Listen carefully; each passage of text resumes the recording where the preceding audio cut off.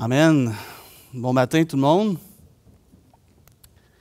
Donc, quel beau chant pour nous amener à l'adoration. J'ai particulièrement aimé le premier, il dit « Ici-bas, tu es mon seul bien ». Et c'est encore un thème qu'on va voir ce matin. Donc, ce matin, on poursuit notre mini-série sur le thème « Dieu et l'Évangile ». Donc, c'est la série inspirée du livre de John Piper du même nom. C'est un livre qu'on vous a distribué à l'automne dernier. Donc, on est rendu à l'avant-dernier message de la série. Donc, vous avez encore du temps pour compléter votre lecture. Donc, je vous invite d'ici la fin du mois de janvier à compléter votre lecture si ce n'est pas déjà fait. Donc, on va avoir encore une autre prédication sur ce sujet-là. Donc, comme vous pouvez le voir à l'écran, le message de ce matin s'intitule « La soif de Dieu ». Et dans les 4 premières prédications de la série, on a contemplé ensemble la nature de l'Évangile, la beauté, la sagesse, la joie de l'Évangile. Ce sont toutes des choses qu'on a vues ensemble. Et aujourd'hui, on va maintenant aborder la satisfaction que nous procure l'Évangile. Donc, on va examiner ensemble le psaume 63. Donc, il y a beaucoup de psaumes où le psalmiste, qui est souvent le roi David, décrit le bonheur extrême qu'il éprouve en présence de Dieu. Et on a choisi le psaume 63 ce matin parce que, pour ce message-là particulièrement, parce qu'on y voit clairement dans ce psaume-là l'amour de David pour son Dieu. David exprime comment Dieu le comble entièrement. Et parfois, quand on pense à David, on imagine David comme un roi qui a tout.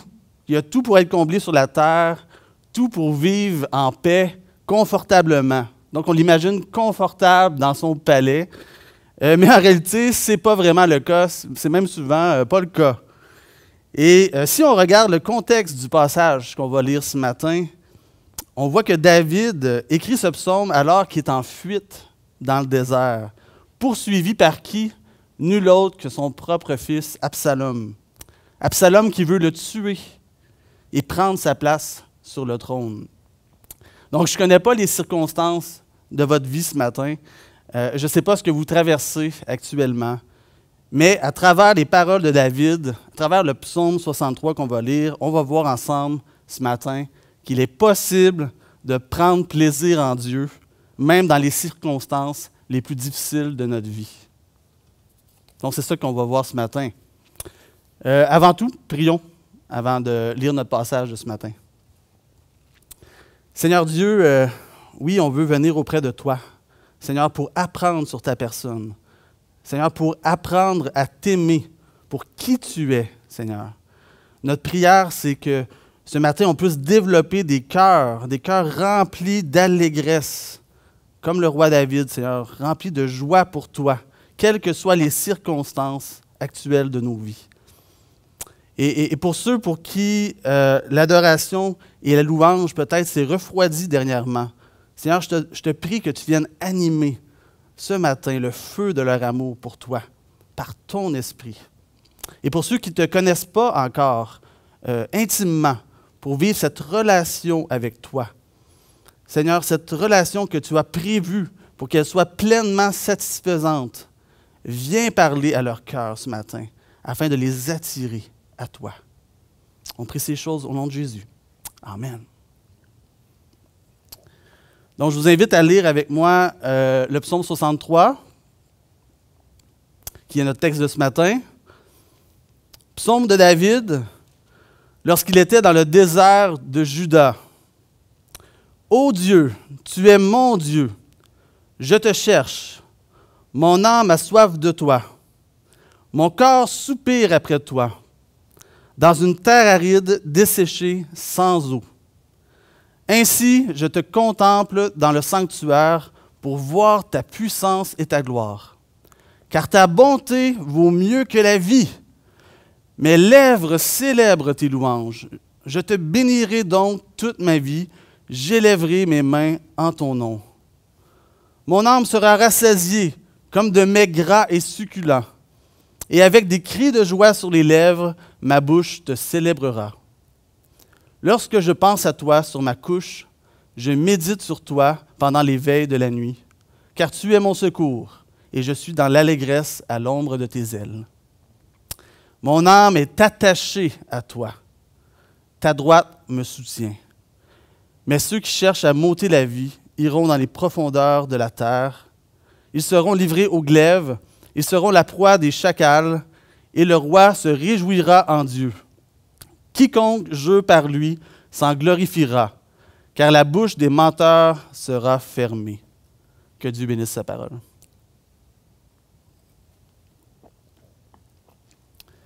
Donc, le message de ce matin contient seulement 3 points. On va voir ensemble comment l'Évangile répond à cette soif de Dieu qui nous habite en faisant de Dieu notre désir, notre délice et notre victoire. Donc, premier point ce matin, Dieu, mon désir. Dieu, mon désir pour toutes mes circonstances. Donc, relisons ensemble le verset 2. « Ô Dieu, tu es mon Dieu, je te cherche. Mon âme a soif de toi. Mon corps soupire après toi. Dans une terre aride, desséchée, sans eau. » David, ici, nous décrit ce qu'il vit au plus profond de lui-même. Son être intérieur a besoin du Seigneur, à tel point que son corps extérieur en est affecté aussi. Il faut se rappeler que la vie de David, à ce moment-là, venait complètement de s'effondrer. Après avoir bâti tout son royaume, tout son héritage, il se sent trahi par son fils, son propre fils Absalom, qui l'a rejeté et qui a rejeté son Dieu. Il se sent certainement aussi trahi par ceux qui ont décidé de suivre son fils, des gens que lui-même avait assuré leur prospérité à travers son règne. David aurait pu avoir soif de vengeance, soif de justice. Mais non. David, il aimait tellement ses enfants, il aimait tellement Absalom qu'il était prêt à se retenir de faire justice. David savait aussi qu'il n'était pas innocent non plus dans tout ce qui se passait, dans toute cette histoire-là. Vous savez, David n'a pas toujours été un homme droit. David a été aussi un menteur. Il avait même planifié un meurtre parce qu'il avait convoité une femme qui n'était pas la sienne. Donc, le péché sexuel, entre autres, de David avait entraîné toute une série de problèmes dans sa vie, mais aussi dans sa famille. Il vivait à ce moment-là encore avec les conséquences de ça. Mais même en considérant toutes ces circonstances-là qu'il vivait, David continuait d'adorer Dieu. Donc, je ne sais pas ce que vous vivez ce matin, peut-être que vous vivez des circonstances qui vous donnent l'impression de traverser un désert intérieur, un désert aride. Peut-être que vous vous sentez desséché, que ce soit par rapport à vos forces physiques, que ce soit par rapport à vos forces morales ou spirituelles. Mais dites-vous que c'était le cas de David, et pourtant, c'est à ce moment-là qu'il écrit un psaume comme ça, un des plus beaux psaumes sur l'amour qu'il a pour son Dieu. Donc, je vous dis ça pour souligner que c'est dans ces moments-là que le Seigneur souvent se révèle à nous d'une manière vraiment exceptionnelle. Ce sont ces moments-là qui nous donnent soif de ce que seul Dieu peut nous donner. Donc, si vous traversez une épreuve difficile en ce moment, c'est le moment pour vous d'avoir soif de celui qui peut vous remplir de chants d'allégresse alors que vous traversez un désert dans votre vie. Dieu, mon désir pour tous mes besoins. Donc, Dieu nous a créés pour qu'il soit notre plus grand besoin. C'est comme ça qu'il nous a fait. On peut se faire croire que certaines choses nous suffisent parfois pour être rassasiés. Et je crois même que Dieu permet à plusieurs d'obtenir ce que leur cœur désire, pour qu'ils puissent réaliser à quel point ces choses-là ne les rassasieront pas complètement. Et ces choses-là peuvent être même de belles choses. Les gens, peut-être qu'ils veulent se marier. Hein, c'est un bon désir. Peut-être que ces gens-là veulent avoir des enfants, avoir une maison, être en santé, sentir qu'ils ont contribué aussi à leur société, qu'ils ont fait le bien autour d'eux. Mais peu importe ces choses-là, il existe un besoin plus grand. C'est Dieu lui-même dans ta vie. Et c'est ce que l'Évangile te dit. Souvenez-vous dans Jean 4, lorsque Jésus voyage pour enseigner, puis il s'arrête à un puits. Puis les disciples, pendant ce temps-là, ils vont au village pour aller chercher de la nourriture. Et tout à coup, une femme samaritaine se présente au puits où est Jésus. Et Jésus a soif, alors il demande à la femme samaritaine de boire. Puis ensuite, il commence à discuter avec elle. Puis Jésus dit ceci à la Samaritaine. On voit ça en Jean 4, 13. « Quiconque boit de cette eau aura encore soif. » Donc, imaginez-vous dans un climat désertique, hein, un endroit où il fait très chaud comme la Samarie. Et après une longue journée chaude que vous avez passée, imaginez-vous dans ce contexte-là, un bon verre d'eau froide, là. Wow, ça doit faire vraiment plaisir à boire. Hein? Ça doit être satisfaisant. Toutefois, ça ne sera pas bien long avant que vous en voudrez un autre. Vous allez en avoir encore soif. Vous allez encore vouloir connaître cette satisfaction-là. De la même manière, vous pourriez essayer de vous rassasier de toutes sortes de choses dans votre vie. Mais aucune d'entre elles ne pourront vraiment vous combler comme Dieu peut le faire. Vous savez, un peu comme la femme samaritaine qui avait cherché vainement la satisfaction dans ses relations amoureuses, dans ses nombreuses relations amoureuses, un peu à cette image-là. Dans cette rencontre avec la femme samaritaine, Jésus poursuit en disant « Mais celui qui boira de l'eau que je lui donnerai n'aura jamais soif. Et l'eau que je lui donnerai deviendra en lui une source d'eau qui jaillira jusque dans la vie éternelle. » En d'autres mots, il nous dit, si tu te rassasies de cette eau qui vient de moi, non seulement tu n'auras plus soif, mais cette vie-là que tu vas avoir en Dieu, elle va déborder et elle va rejaillir autour de toi. Tu vas porter en toi la source de vie. Wow, quelle belle promesse. David a pratiquement tout perdu. Pourtant, en plein désert, il est une source de vie. Lui-même, il a ça en lui. Et ça déborde. C'est étonnant, vraiment, en lisant ce psaume-là, de voir comment David peut encore trouver la joie. Si c'est possible, c'est parce que cette joie-là, elle ne se trouve pas dans ses propres capacités, en lui, dans sa propre vie, mais elle vient de Dieu. Donc, ce n'est pas la vie qui peut nous offrir une joie comme ça. C'est juste Dieu. Ça vient de Dieu. Si tu n'as pas encore goûté ce matin à la joie d'être avec Jésus-Christ, ou si tu as soif de voir tes besoins comblés, tu peux venir boire à cette source qui est Jésus-Christ. Dieu, mon désir pour mon âme. Dans le psaume qu'on a lu, on voit David comme un modèle d'adorateur. Son psaume m'a fait penser aussi à Jésus. Jésus qui est le modèle d'adorateur par excellence. Lorsqu'il nous a enseigné à prier en Matthieu 6, 9, il dit « Notre Père qui est aux cieux, que ton nom soit sanctifié. Que ton nom soit sanctifié. Que ton nom soit élevé. Qu'il soit la priorité. Que ton nom prenne toute la place dans mon âme. Que ton nom, c'est-à-dire Dieu, Dieu toi-même, tu sois unique dans ma vie, mis à part. Qu'il n'y ait rien de comparable à toi dans ma vie. » C'est ça qu'il exprime ici. C'est ça la prière d'un adorateur. Et quand on pense à Jésus, à tous les moments où il se retirait pour vivre cette intimité avec le Père, on se dit parfois, « Wow, j'aimerais ça, vivre ça, moi aussi, cette relation aussi intime avec Dieu. » Mais la Bible nous dit, et Jésus nous dit, c'est possible.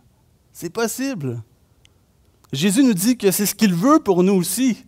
Et il prie même pour nous dans ce sens-là. Et on lit ça dans Jean 17, 20, 21. « Ce n'est pas pour eux seulement que je prie, mais encore pour ceux qui croiront en moi par leur parole, afin que tous soient un, comme toi, Père, tu es en moi, et comme moi, je suis en toi, afin qu'eux aussi soient un en nous, pour que le monde croie que tu m'as envoyé. » Jésus est devenu un homme pour qu'on entre dans cette même joie-là que lui a avec son Père. David avait cette intimité-là avec Dieu, comme on voit dans le psaume 63 qu'on a lu. Et la bonne nouvelle, c'est que ce passage se trouve dans la Bible pour une bonne raison. C'est pour nous dire que c'est pour nous aussi. Donc, je ne sais pas ce que tu vis présentement. Si tu as cette intimité-là avec Dieu en toutes circonstances, si tu t'appuies sur lui pour tous tes besoins, je ne sais pas si Dieu est ton seul désir dans ton âme. Et si ce n'est pas le cas, je prie vraiment pour ce qu'on a lu ensemble, ce qu'on va voir ce matin, te donne cette soif, ce désir de mettre cette relation-là en premier dans ta vie. Parce que ça ne s'arrête pas là. Dieu, mon délice. Donc, David ne reste pas sur sa soif. Il y a une réponse à sa soif. On voit qu'il peut goûter Dieu, qu'il peut s'en rassasier. Il peut goûter sa grâce, il peut goûter à sa présence. Donc, on voit qu'il fait de Dieu son délice. Dieu, mon délice pour ma vie personnelle. Donc, relisons le début du verset 2. « Ô Dieu, tu es mon Dieu. » Dieu était un délice pour la vie quotidienne et personnelle de David. Dieu, ce n'était pas seulement un Dieu créateur, distant pour David, c'était son Dieu. Pas seulement le Dieu de son père, hein, comme on voit parfois dans l'Ancien Testament, ou comme il est appelé, hein, le Dieu de ses ancêtres. Dieu n'était pas seulement le Dieu de son peuple, mais son Dieu à lui. La Bible dit autant dans l'Ancien Testament que dans le Nouveau. Elle nous dit que Dieu désire être votre Dieu. Donc, on lit dans Hébreux 8, 10, qui reprend, entre autres, les paroles de Jérémie 31, 33. « Mais voici l'alliance que je ferai avec la maison d'Israël. Après ces jours-là, dit le Seigneur, je mettrai mes lois dans leur esprit, je les écrirai dans leur cœur, et je serai leur Dieu, et ils seront mon peuple. »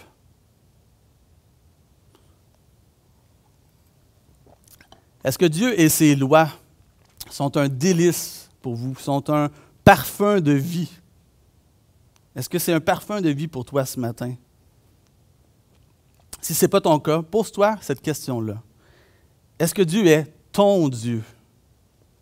Dieu est peut-être pour toi le Dieu des chrétiens.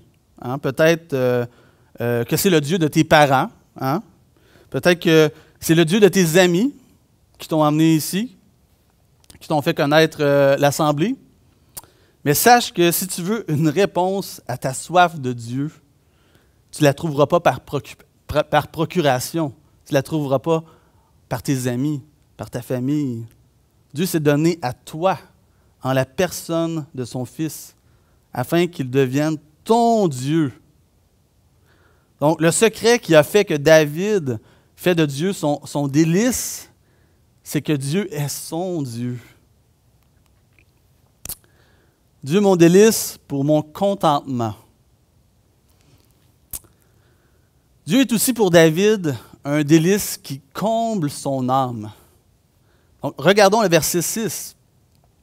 « Mon âme sera rassasiée comme de mets gras et succulents, et avec cri de joie sur les lèvres, ma bouche te célébrera.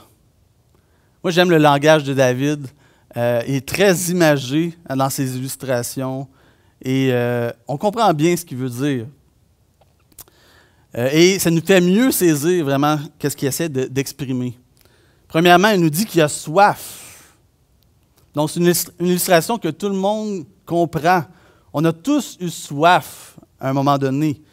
On a tous été aussi à la recherche d'une bonne eau rafraîchissante. Et on sait que dans des contextes extrêmes, on serait prêt à tout donner pour un petit verre d'eau. Et pensez à David dans le désert. Dieu nous dit qu'il n'y a rien de plus important que l'eau de vie que Dieu peut lui donner.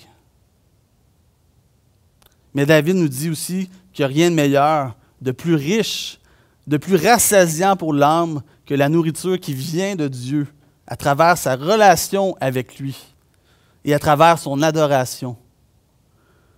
Pensez à un bon repas copieux, succulent, où vous avez tellement mangé que vous avez le goût d'exploser. Hein? Ça vous a tous déjà arrivé, on a tous passé par là. Mais Dieu, il veut nous combler là, de cette manière-là. Il ne veut pas simplement boucher un coin dans votre estomac, dans votre vie, dans votre soif. Non, il veut vous combler jusqu'à ce que vous débordiez, jusqu'à ce que votre joie et vos louanges pour lui ne puissent pas rester à l'intérieur de vous. Dieu mon délice pour ma transformation. Donc, à travers tous nos psaumes de ce matin, la louange, elle est constamment présente. Elle est toujours sur les lèvres de David.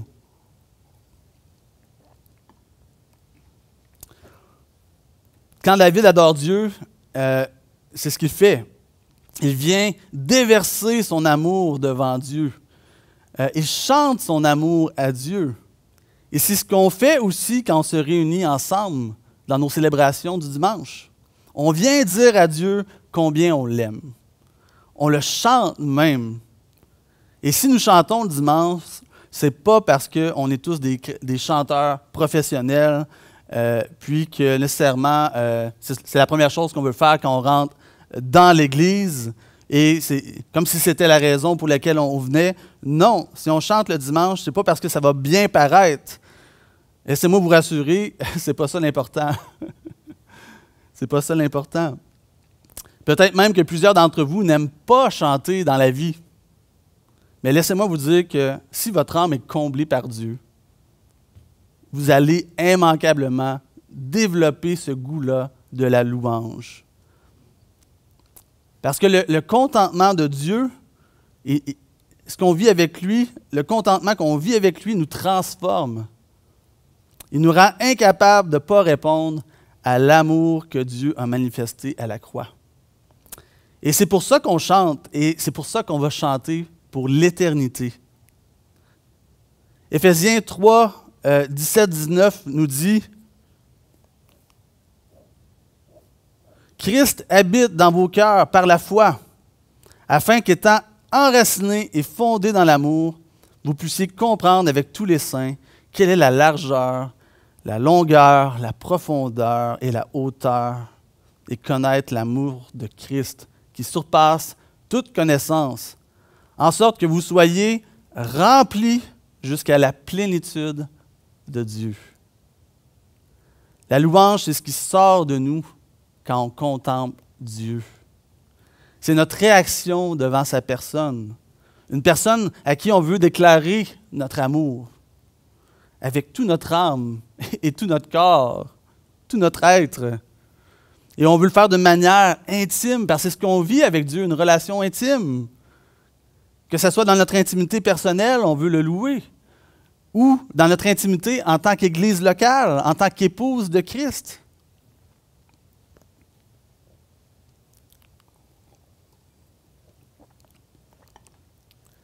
Et dans le dernier point du message de ce matin, on va voir Dieu, ma victoire.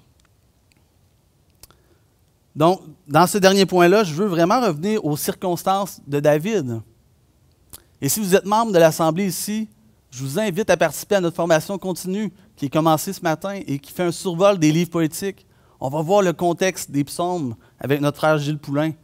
Allez vous connecter à cette formation-là, vous allez en savoir plus. Ça va vous permettre de mieux comprendre ce que vous lisez. Donc, on se rappelle ici que David est au désert, en train de se sauver de son fils. Sa vie est en danger. Donc, il y avait toutes les raisons d'être effrayé. Mais le texte nous dit qu'il se sent en sécurité. David dit au verset 8, « Car tu es mon secours, et je suis dans l'allégresse à l'ombre de tes ailes. » Pourtant, David était dans un lieu isolé. Il n'était pas à Jérusalem. Il ne pouvait pas aller au tabernacle, mais il était quand même à l'ombre des ailes de l'Éternel. Pourquoi? Parce qu'il dit au verset 9, « Mon âme est attachée à toi. » Donc, si votre âme est attachée à l'Éternel, vous aurez la victoire en lui. Et s'il est votre délice, l'Éternel va vous soutenir de sa force. Il va vous avoir nourri de sa force. Donc, il y avait beaucoup d'incertitudes, beaucoup de défis à venir devant David. Mais David dit au verset 9, « Ta droite me soutient. » David, il était dans l'allégresse, il était prêt à affronter tout ce qui était devant lui, car il s'appuyait sur la force de Dieu qui lui venait de sa proximité avec Dieu, de sa relation intime avec Dieu. Peut-être que vous vous inquiétez de certaines choses qui sont devant vous dans votre vie actuellement. Vous savez, ça fait presque deux ans que les gens s'inquiètent. S'inquiètent de toutes sortes de choses, de leur santé, de leur futur. Deux grandes sources d'inquiétude présentement. Et devant l'état du monde actuel, vous savez, je parle avec quelques jeunes et les jeunes se demandent même, est-ce qu'ils devraient se marier? Est-ce qu'ils devraient penser à avoir des enfants? Parce que le futur semble vraiment incertain. Et il paraît que peut-être qu'on a juste quelques années avant que le monde tire à sa fin. Wow! Quelle incertitude devant nous, pour plusieurs d'entre nous. Mais laissez-moi vous dire que la fin de David était incertaine. Elle était incertaine aussi. En fait, il y avait de grandes chances qu'il ne survive pas encore longtemps. Sa situation, elle était précaire, elle était changeante et il était constamment aux aguets. Il y avait des dangers réels pour sa vie, mais malgré ça, David n'était pas inquiet. Il se réjouissait car il savait qu'il y aurait la victoire avec Dieu au final. Au verset 10 et 11, on lit « Mais ceux qui cherchent à m'ôter la vie iront dans les profondeurs de la terre. Ils seront livrés aux glaives, ils seront la proie des chacals. » Donc regardez même l'assurance de David dans ce verset-là par rapport à sa victoire définitive. Et on voit ça, cette assurance-là, à la fin du psaume aussi, au verset 12. « Et le roi se réjouira en Dieu. Quiconque jure par lui s'en glorifiera, car la bouche des menteurs sera fermée. » Et c'est intéressant de voir dans ce verset-là, à la fin du psaume, que David, il évoque sa position de roi. On n'avait pas entendu parler du tout à travers le psaume. Et là, à la fin, il nous rappelle ça quand il nous parle de la victoire. Parce que son identité qui lui a été donnée par Dieu lui garantit la victoire. David savait qu'il a été choisi par Dieu. David sait qu'il a été mis à part pour Dieu. Il sait qu'il va être soutenu par Dieu parce qu'il est son représentant. Il connaît donc l'issue de la bataille et il s'en réjouit déjà. Donc, si tu es un enfant de Dieu ce matin, tu peux avoir cette même assurance-là que David. Le verset 12 nous dit que quiconque jure par lui, qu'est-ce que ça veut dire? C'est toute personne qui confesse le nom de Dieu va prendre part à la gloire de sa victoire. Donc, si tu es un enfant de Dieu, tu es entré déjà en alliance avec Dieu. Dieu t'a choisi pour faire partie de son peuple. Et tu peux être certain de l'issue de la bataille. Et l'ennemi n'aura pas la victoire sur toi.